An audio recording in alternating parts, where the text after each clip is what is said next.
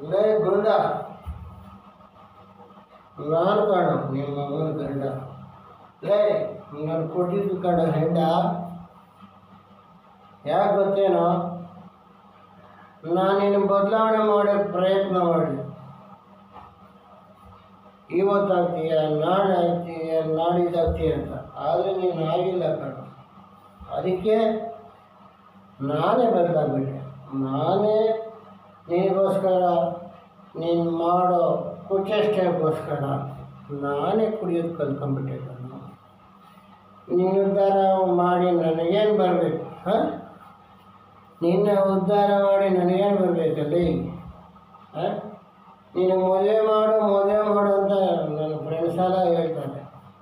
ಆದರೆ ನೀನು ಮದುವೆ ಮಾಡಿದ್ರೆ ನೀನು ಹೆಣ್ಣಿಗೆ ಭಾಳ ಕೊಡ್ತೀಯಲ್ಲ? ಕೊಡಲ್ಲ. ಅದರಿಂದ ಹೆಣ್ಮಗುಗೆ ತೊಂದರೆ ಆಗೋದು ಬೇಡ. ಯಾವ ಹೆಣ್ಣು ಮಗುಗೂ ನಿನ್ನಿಂದ ತೊಂದರೆ ಆಗೋದು ಬೇಡ. ಅರ್ಥ ಇದೆ? ನೋಡು, ಈಗ ನನಗೆ ಪುರ್ಸೊತ್ತಿಲ್ಲ. ಈಗ ನಾನು ಹೊಡೆದ್ಬಿಟ್ಟಿದ್ದೀನಿ. ನಾಳೆ ಮಾತಾಡೋಣ ಕಣೋ. ಹ್ಞೂ.